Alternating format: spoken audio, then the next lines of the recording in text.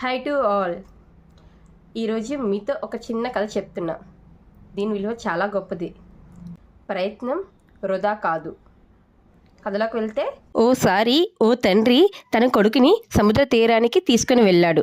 ఆ సమయంలో ఒడ్డున చాలా స్టార్ ఫిషెస్ ఒడ్డుకి తీరం వైపు కొట్టుకొని వచ్చాయి. అవి ఎండలో చిక్కుకొని నెమ్మదిగా చనిపోతూ ఉన్నాయి. ఆ చిన్న పిల్లవాడు వాటిని ఒక్కొక్కటిగా తీసుకొని తిరిగి నీటిలోకి విసరడం మొదలుపెట్టాడు.